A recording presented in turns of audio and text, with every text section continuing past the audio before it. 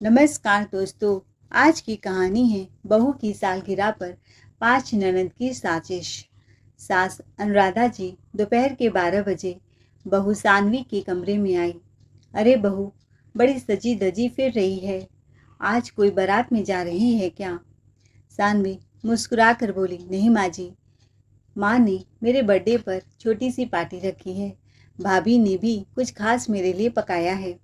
और वैसे भी आज मेरे ऑफिस की छुट्टी है तो सोचा थोड़ी देर वहाँ चली जाऊँ। अनुराधा जी तुनक कर बोली, हाय राम, मैं तो बताना ही भूल गई। तेरी पांचों नंदों ने आज तेरे नाम 5 स्टार होटल बुक करवाया है। सुना है शहर का सबसे हाई फाई होटल है, अभी नया नया खुला है और पहली दावत अपनी भाभी को देने की ठानी है। कभी ऐसी नंदे देखी है? सगी बहन जैसा तुझे मानती हैं। तुझे मेरी बेटियां, एक तू है जो माँ के घर की खिचड़ी में ही खुश है। तू अब चल 5 स्टार होटल में अपना जन्मदिन मना, नहीं तो तेरी ननद को बहुत बुरा लगेगा। आखिर तेरा ससुराल में पहला जन्मदिन है शादी के बाद। अरे अपनी मम्मी के हाथ का पकवान तो साल में कभी भी खा सकती है। अरे बहू, तूने कभी सुना है कि कोई भाभी के लिए बर्थडे पार्टी रखता है? और यहाँ देख तेरी नंदे तेरा दिन स्पेशल बना रही हैं। सोच, इतनी बड़ी बात है। अब ज़्यादा मत सोच, एक दिन माँ के यहाँ न जाने से कोई कलेजा नहीं फट जाएगा। अभी फ़ोन करके कह दे, मम्मी मैं कल आ रही हूँ। वैसे भी कल संडे है, सारा दिन पड़ा है मम्मी पापा के लिए। और सुन, मैं भी तैयार हो रही हूँ, एक साथ चलेंगे हम। बेटे अविनाश को भी फ़ोन कर दे, ऑफिस से जल्दी छुट्टी ले ले। आखिर बहू का बर्थडे है, वह आज ऑफिस ही क्यों गया? ठीक है माँ जी, मैं इनको अभी फ़ोन करती हूँ। अविनाश थोड़ा थके लहजे में बोला, मैं कब से छुट्टी लेने की कोशिश कर रहा हूँ सानवी, पर क्या करूँ, आज अचानक से बॉस ने इमरजेंसी असाइनमेंट दे दिया। मैं वाकई बहुत कोशिश कर रहा था, लेकिन अब तो थोड़ा जाना मुश्किल लग रहा है। तुम दीदी लोगों के साथ एंजॉय कर लो पार्टी। और हाँ, मैं तुम्हें बहुत मिस कर रहा हूँ। तुम्हारा बर्थडे है और मैं साथ नहीं हूँ, ये बात दिल से चुभ रही है। सानवी की आंखें थोड़ी नम होती हैं, फिर बोली, कोई बात नहीं अविनाश, काम जरूरी है, मैं समझती हूँ। आप अपना ध्यान रखना, आखिर मैं भी जॉब करती हूँ। फ़ोन करते ही सानवी चुपचाप तैयार होने लगती है, पर बड़ी उदास थी। अविनाश नहीं आ पाया तो क्या हुआ, हम सब तो है ना तेरे साथ। चल 5 स्टार होटल में तुझे ऐसा सरप्राइज दिलवाएंगे कि वो ऑफिस वाली बोरियत भूल जाएगी, अनुराधा जी ने कहा। जैसे ही अनुराधा जी और सानवी होटल पहुंची, सानवी की आंखें चौधिया जाती है। सानवी मन ही मन सोचती है, ये सब मेरे लिए?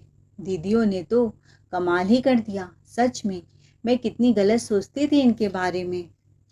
तभी बड़ी ननंद शीला स्टाइल में आती है, हाथ बढ़ाते हुए बोली, अरे भाभी, आइए आइए, ये स्पेशल कुर्सी सिर्फ आपके लिए बुक करवाई है। आखिर आज हमारी प्यारी भाभी का जन्मदिन है। सभी बहनें तालियां बजाती हैं और वेटर कुर्सी आगे खींचता है जिस पर बर्थडे क्वीन लिखा है। फिर शीला मेन्यू कार्ड लेकर आती है, लो भाभी देखो तो सही, क्या खाओगी? स्पेशल ऑर्डर तो आपका होना चाहिए। संकोच से सानवी बोली, दीदी जो आप लोग खा रहे हो वही मंगवा लीजिए। छोटी ननद रानी आंखें मटकाते हुए, नहीं भाभी, आज आपका दिन है, जो दिल करे वही मंगवाइए। पर तभी चारों बहनें खुद के लिए एक के बाद एक मेन्यू पढ़ने लगती हैं और सभी 1000-1500 रुपए वाली डिशेज ऑर्डर करने लगती हैं। Pasta, tandoori platter, blueberry mocktail, cheese bucket, Thai curry. Anuradha जी बोली, हाँ, जो भी मंगाना हो मंगाओ बेटा, आज तो कोई रोक टोक नहीं है। सानवी चारों नजरें घुमाकर देखती है और तब उसकी आंखें चौड़ी हो जाती है। वो देखती है कि बड़ी ननंद शीला की शादीशुदा ननंद मीना भी आई है, क्योंकि आज उसका भी बर्थडे था। शीला बोली, भाभी, मैंने सोचा चलो आपके बहाने आज मेरी ननंद का भी जन्मदिन सेलिब्रेट हो जाएगा। तीसरी ननंद बबीता ने अपनी प्रमोशन की पार्टी भी वहीं सेट कर दी। उसकी सहेली नीता उसके साथ बैठी सेल्फी ले रही थी और हंस हंस के कह रही है, कितना शानदार ट्रीट दिया है। चौथी ननद रानी भी अपनी कीटी पार्टी वाली सहेली को लाकर बोली, भाभी का बर्थडे भी हो जाएगा, तुझे पार्टी भी मिलेगा यहीं, चल तू भी आ जा, फ्री का खाना कौन छोड़े। सानवी मन ही मन बोली, हद है, जिस बर्थडे पर मैं स्पेशल होनी चाहिए थी वहाँ तो मैं बहाना बन गई हूँ। असली पार्टी तो सबने अपने अपने फ़ायदे के लिए रखी है, एक पंथ कई काज। वाह रे नंदों की नीयत। सानवी चुपचाप सब तमाशा देखती है। बड़ी ननद शीला मेकअप ठीक करते हुए बोली, चलो जल्दी भाभी को बीच में बैठाओ, अब केक कटिंग करते हैं, वीडियो बनाते हैं, सरप्राइज फॉर आवर स्वीटेस्ट भाभी। केक काटने के बाद सानवी वॉशरूम चली गई। बड़ी ननद शीला मुंह बनाकर बोली, मम्मी मैं भला भाभी को क्या गिफ्ट दूँ, मेरी एक पुरानी साड़ी पड़ी थी जो मेरी सास ने दी थी, मुझे तो कभी जमी ही नहीं, इतनी हल्की है, सोचा उठा कर भाभी को दे दूँ, वैसे भी किसी के काम आ जाए तो क्या बुरा। दूसरी बेटी कविता बोली, माँ मेरे ससुराल में सास बीमार है, खर्चा बढ़ गया है, तो बस घर में रखी 5 स्टार के 2 चॉकलेट ही उठा लाई हूँ, गिफ्ट तो गिफ्ट ही होता है। तीसरी बेटी बबीता मुंह बिचकाते हुए बोली, मैं तो कोई नौकरी भी नहीं करती, मुझसे क्या उम्मीद, खुद का खर्च मुश्किल से चल रहा है। छोटी नंदे भी बोली, माँ हम दोनों तो भाभी से छोटे हैं, हमें तो गिफ्ट देने का कोई धर्म ही नहीं बनता, उल्टा हमें तो भाभी से कुछ मिलना चाहिए। अनुराधा जी कटाक्ष मारती हैं, हाय रे मेरी बेटियाँ, तुम क्यों सोच रही हो इतना गिफ्ट विफ्ट के बारे में, 100 रुपए चंदा इकट्ठा करके अपनी भाभी के हाथ में पकड़ा दो। वैसे भी भाभी होती है देने वाली और नंदे होती हैं लेने वाली, हमारे खानदान में तो यही परंपरा है। पांचों यह सब सुनकर हंस पड़ती हैं। थोड़ी देर में वेटर झुक कर बोलता है, मैम ये रहा आपका फाइनल बिल, 40,000। पूरे टेबल पर सन्नाटा छा जाता है। नंदे और उनकी सहेलियां एक दूसरे का मुंह ताकती हैं जैसे सांप सूंघ गया हो। हम तो पहली बार इतने बड़े होटल में आए हैं, हमें क्या पता था इतना महंगा होगा यहाँ का खाना। अनुराधा जी एक्टिंग चालू कर दी, बहू लो ये रहा तुम्हारा फ़ोन, फटाफट अपने अकाउंट से 40,000 रुपये ट्रांसफ़र कर दो, आखिर तुम ही तो कमाती हो, तुम्हारा जन्मदिन है, तुम्हारे लिए ही पार्टी रखी गई है, और बेटियां हैं मेरी, उनके घर तो हम पानी भी नहीं पीते। सानवी अवाक रह गई, ठंडी सांस के साथ गुस्सा पी जाती है। मन में सोचा, वाह सासू माँ, यहाँ पार्टी नंदों ने प्लान की, गेस्ट उन्होंने बुलाए, दिखावा उन्होंने किया और बिल मेरे गले मर दिया। एक बार 50 रुपये खर्च करने से पहले भी सास 10 बार सोचती है, और आज बिना पलक झपकाए 50,000 की जिम्मेदारी थमा दी। सानवी मजबूरी में बिल भर देती है, लेकिन अब उसके चेहरे की मासूमियत जलती चिंगारी में बदल चुकी है। लेकिन अनुराधा जी का ड्रामा अभी बाकी है। अब आता है दूसरा झटका। अनुराधा जी हंसी में बोली, अरे बहू अब तो रिटर्न गिफ्ट भी दे दो, मेरी प्यारी बेटियों को इतनी सुंदर पार्टी दी है उन्होंने, तो ऐसे खाली हाथ कैसे जाएंगे। सभी नंदे मुस्कुरा कर आंखें मटकाने लगती हैं। हमारे ज़माने में भाभी अगर मायके से कुछ न दिलवाए तो रिश्ते टिकते नहीं थे। अब तुम समझदार हो, जो भी देना है दे दो, मैं तो माँ हूँ, अपनी बेटियों को खाली हाथ ससुराल नहीं भेज सकती। होटल से निकलकर सब मार्केट पहुँच गई। बड़ी ननद शीला साड़ी को देखते हुए, मम्मी ये साड़ी देखो ना कितनी सुंदर है, वैसे भी तेरे दामाद जी कह रहे थे पुरानी साड़ी में ही हमेशा घूमती रहती हो, ये 3,000 की है, ले लूँ ना। अनुराधा जी बोली, हाँ हाँ बेटा, क्यों पूछ रही हो, तेरी भाभी है ना, सब दिला देगी, अब तू भी तो उसके लिए 5 स्टार में पार्टी दी थी। शीला बोली, भाभी मैं तो अपनी प्यारी ननद के साथ आई हूँ, इसे भी कुछ दिला दीजिए ना, अच्छा नहीं लगता कि मेरी ननद खाली हाथ रह जाए। कोई 2,500 रुपये की, कोई 3,000 की साड़ी चुपचाप खरीद लेता है। सानवी मन में सोचती है, मेरे लिए गिफ्ट लेना बड़ा भारी पड़ा इन सब के लिए, और अब ये लोग बिना झिझक के मुझसे मांग रहे हैं साड़ियाँ, वो भी 5 नहीं 6-6 साड़ियाँ। मेरा बर्थडे इनके लिए बस एक बहाना था, असली मतलब तो था मुफ्त की खरीदारी और दिखावे की पोस्ट। सानवी चुपचाप साड़ी के काउंटर की ओर बढ़ती है, कार्ड निकाल कर पेमेंट करती है। पूरे 18,000 रुपये से ज़्यादा के बिल थे। घर पहुंचते ही रात को जैसे ही अविनाश कमरे में आया, सानवी ने बिना वक्त गवाए सारी राम कहानी सुना डाली। अविनाश माथा पकड़कर बैठ गया और बोला, सानवी ये तो हद ही हो गई। ऐसा पहली बार हुआ है, इसीलिए मैं चुप हूँ, वरना एक शब्द भी मुंह से कहूँगा तो मेरी दीदी लोग मेरी जान खा जाएंगी। अगली बार अगर किसी ने ऐसा तमाशा किया ना, तो मैं सबको सामने कटघरे में खड़ा कर दूंगा।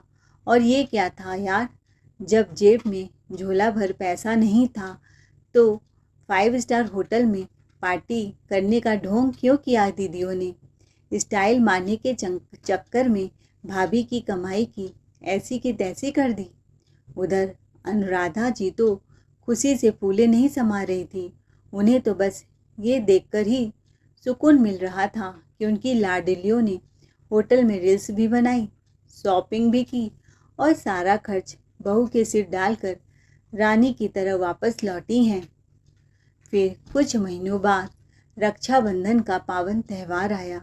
सानवी बड़े चाव से अविनाश के साथ मायके जाने को तैयार हुई ही थी कि तभी पीछे से अनुराधा जी की आवाज़ आई, अरे बेटा, तू भी बहू के साथ मायके जा रहा है? तेरी 5 बहनें भी आती होंगी, उन्हें भी तो तुझे राखी बांधनी है। अब बहनें इंतज़ार करती रहें और तू अपनी बीवी के साथ घूमने निकले, ये भला कैसा चलेगा?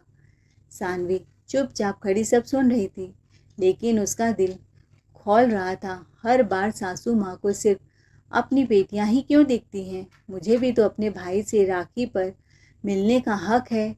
अविनाश थोड़ा असहज होकर बोला, मम्मी हम बस राखी बांध कर शाम तक वापस आ जाएंगे, दीदी लोग को मैं यहीं मिल लूँगा।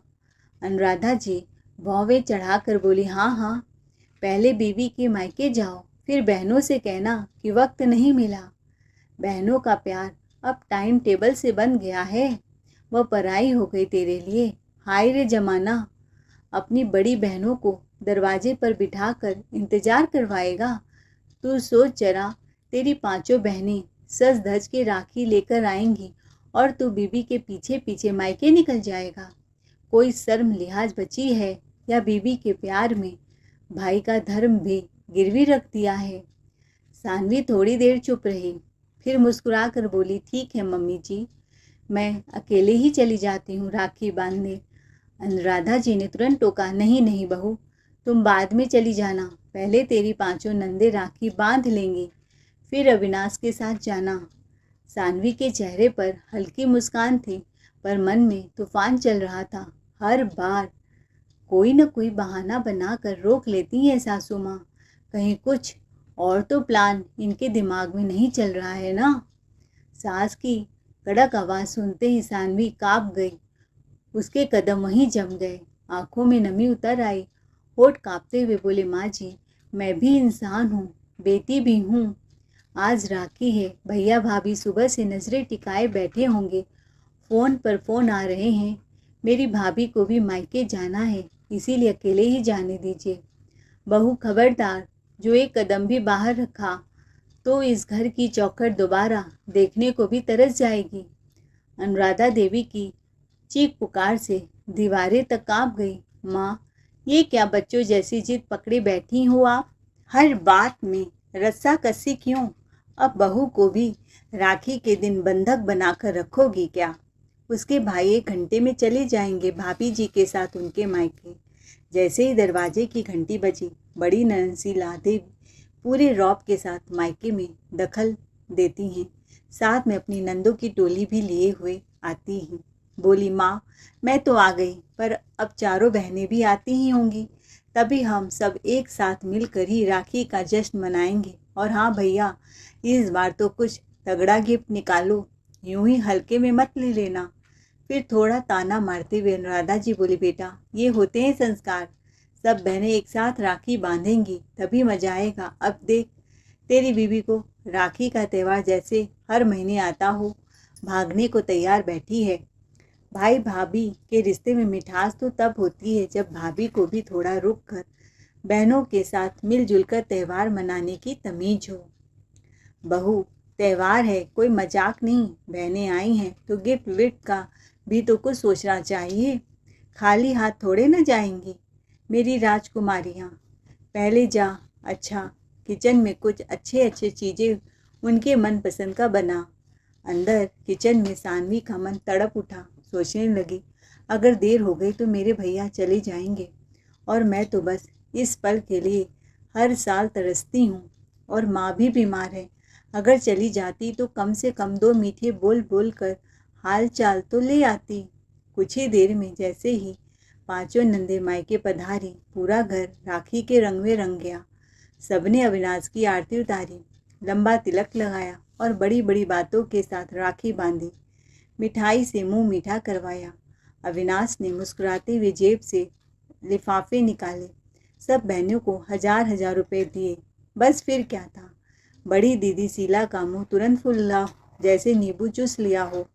भैया, अब तेरी शादी हो गई, तू बीवी के सहारे पर चलने लगा क्या? 1100 रुपए में क्या आता है आजकल? 5000 की साड़ियाँ ही मिलती हैं और तू हमें जेब खर्च दे रहा है। इतने में सासू माँ अनुराधा जी भी मोर्चा संभालते हुए बोली, हाँ बेटा, बहू को भी तो कुछ करना चाहिए, आखिर बहू भी कमाती है। तुझसे जितना बन पड़ा उतना दिया। फिर बहू की ओर तंज कसते हुए बोली, क्या ऐसे ही खड़ी रहेगी या अपने अकाउंट से कुछ ट्रांसफ़र भी करेगी? बस साड़ी पहनने और नखरे करने को ही शादी नहीं होती। बहू, थोड़ा दिलदार बनो। सानवी समझ गई कि सासू माँ ने उसे मायके जाने से क्यों रोका। उसे भी तो अपनी पांचों प्रिय बेटियों के लिए बहू के अकाउंट से संपत्ति निकलवानी थी।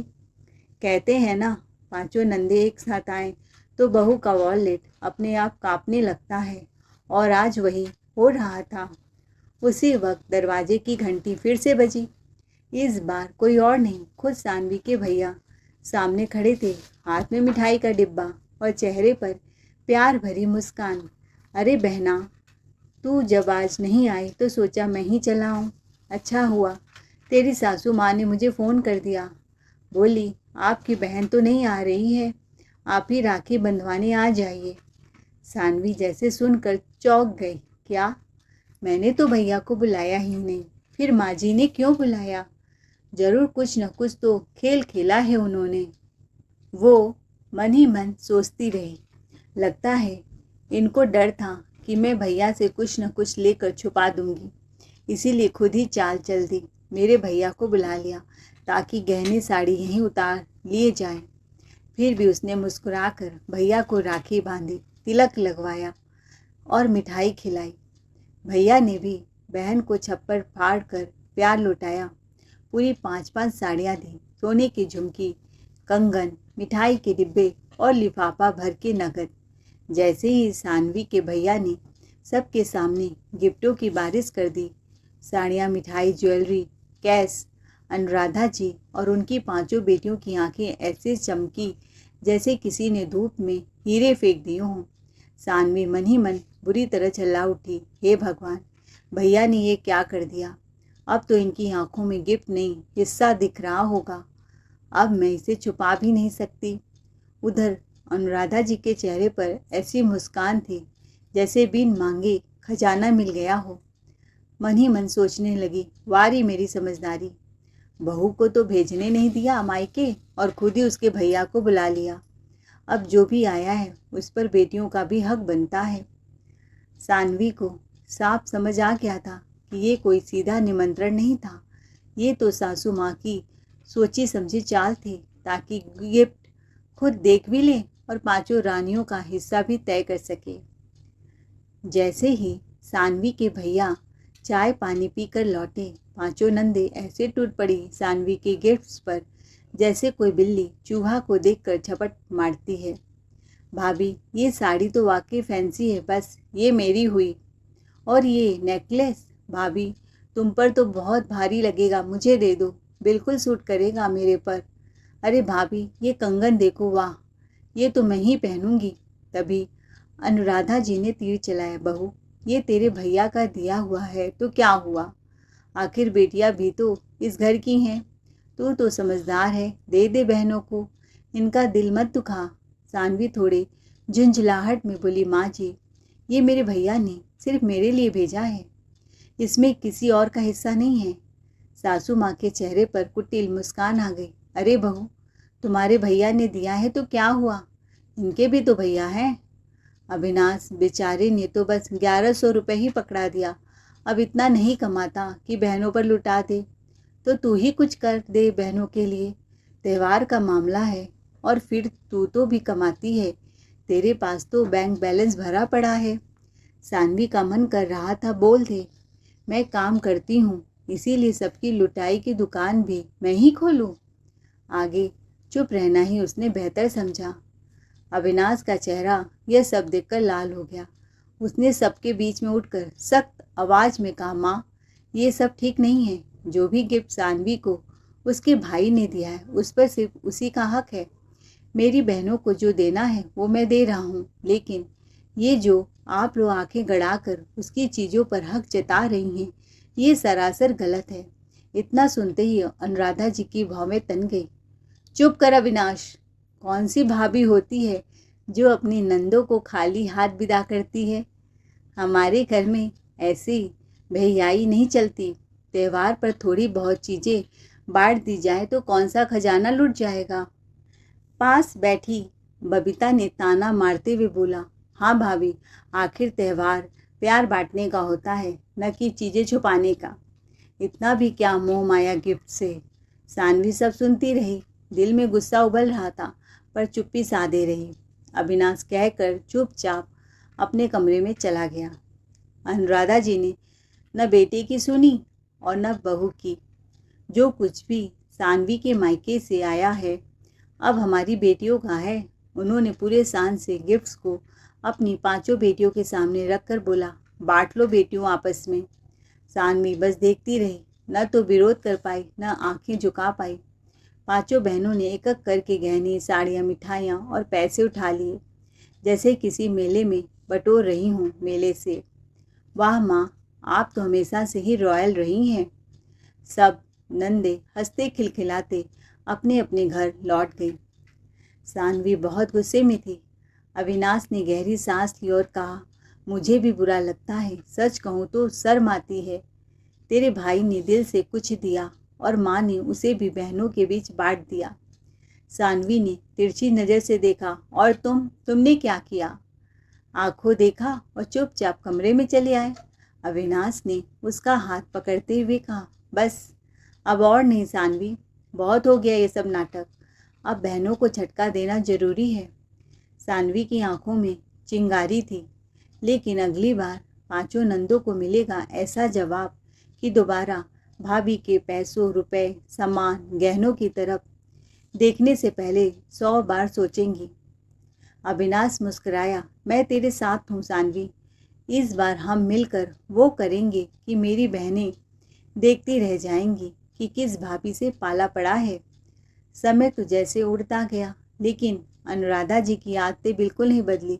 हर हफ्ते कुछ न कुछ, बहू ये दे दो, बहू वो भेज दो, तुम्हारी मम्मी से मांग लो, और फिर वही सामान चुपके से अपनी लाडली बेटियों के घर भिजवा देना। अब जैसे ही बहू सानवी की शादी को 1 साल पूरा होने को आया, सास नंदों का दिमाग फिर सातिर चाल पर उतर आया। सभी मिलकर रचने लगी एक जलेबी से भी टेढ़ी साजिश। भैया भाभी की एनिवर्सरी धूमधाम से मनाएंगे, उन्हें महंगे रेस्टोरेंट ले चलेंगे, खूब एंजॉय करेंगे, मौका देखकर डबल तगड़े गिफ्ट झटकेंगे, ऊपर से स्मार्टली रिटर्न गिफ्ट भी लेंगे। लेकिन सानवी भी कोई आम बहू नहीं थी। वो तो पहले ही भाप चुकी थी अपनी नंदों की चालबाजियाँ। मन ही मन बोली, इस बार तो ऐसी सेटिंग कर रखी है कि गिफ्ट लेने आएंगी तो फंस जाएंगी। सालगिरह के 1 दिन पहले अनुराधा जी बोली, बहू तू तो ना पार्टी देती है ना कोई शौक रखती है। चलो कोई बात नहीं, मेरी बेटियों ने ही तेरे नाम पर एक शानदार रेस्टोरेंट बुक कर लिया है, बड़ी धूमधाम से सालगिरह मनाई जाएगी, सब कुछ फुल प्लानिंग में है। फिर आंखें घुमाकर बोली, तो सुन ले, तू और अविनाश टाइम से रेडी रहना, लेट मत करना, नहीं तो मेरी बेटियां और दामाद जी वेट करते रह जाएंगे। फिर मत बोलना कि बताया नहीं। सानवी ने मुस्कुराकर जवाब दिया, पर अंदाज में उसकी हल्की चुभन थी। अच्छा मम्मी, जीजा जी भी लोग आ रहे हैं, चलिए ठीक है, मैं और अविनाश बिल्कुल टाइम पर तैयार हो जाएंगे। इस बार तो हम कुछ नया करके दिखाएंगे। सालगिरह वाले दिन रेस्टोरेंट की सजावट ऐसी थी जैसे किसी रॉयल फंक्शन का आयोजन हो। चारों तरफ लाइटिंग, फूलों की महक और बैकग्राउंड में चलती रोमांटिक म्यूजिक माहौल को और ख़ास बना रही थी। सानवी ने स्टेज पर अविनाश का हाथ पकड़कर जैसे ही केक काटा, सबने ताली बजाई। अविनाश ने प्यार से अपनी पत्नी को केक खिलाया और फिर बोला, my wife is my life. तभी ननंद शीला ने चुटकी ली, अरे वाह भाई, अब तो भाभी के लिए इतने प्यार भरे डायलॉग भी। लगता है शादी के 1 साल में ही जादू कर दिया भाभी ने। सानवी मुस्कुराते हुए बोली, दीदी जादू नहीं, प्यार और समझदारी से घर चलाना सीखा है हमने, वरना तो कुछ लोग सिर्फ ताना मारने में ही उस्ताद होते हैं। शीला का चेहरा थोड़ा उतर गया, बाकी नंदे एक दूसरे का मुंह ताकने लगी। तभी सामने से 2 बच्चे दौड़ते हुए आए। सानवी के भतीजा भतीजी जो बिल्कुल क्यूट कपड़ों में थे। बुआ बुआ हम आ गए। अनुराधा जी चौंक कर बोली, अरे बहू ये बच्चे। सानवी ने मीठे पर तीखे अंदाज में कहा, माँ जी ये मेरे मायके से आए हैं, मेरे भाई भाभी के बच्चे हैं, और ये जो बैठी है मेरी सहेली है। आज मेरी तरफ से भी कुछ मेहमान आए हैं। सालगिरह सिर्फ ससुराल वालों की नहीं, मायके वालों की भी होती है। सब चुप थे। अनुराधा जी को जैसे पहला झटका लग चुका था। रेस्टोरेंट की टेबल पर एक से बढ़कर एक डिशेज, पनीर नौरत्न कोरमा, मलाई कोफ्ता, बटर चिकन, दामाद जी के लिए नान, gulab jamun, ice cream, cold drink और पता नहीं क्या क्या। सब बहनें और उनके पति चटकारे लेकर खा रहे थे और इंस्टाग्राम पर फोटो अपलोड कर रहे थे। तभी अविनाश का फ़ोन बजा। हेलो, क्या एक्सीडेंट? ओह माय गॉड, मैं अभी आता हूँ। वो भागते हुए बोला, माँ माँ, मेरे दोस्त का एक्सीडेंट हो गया, मुझे अभी जाना होगा। अनुराधा जी बोली, जाओ बेटा, हम सब तो यहीं हैं, बहू है ना, वो बिल संभाल लेगी। वो अपने में फुसफुसाई, हमेशा की तरह बहू एटीएम बनकर काम आएगी। कुछ देर बाद वेटर आया, मैडम बिल पूरे 70,000 हैं। सानवी ने मुस्कुराते हुए कहा, दीदी आपने इतना सब ऑर्डर किया है, पार्टी भी दी है, तो बिल भी आप ही भर दीजिए।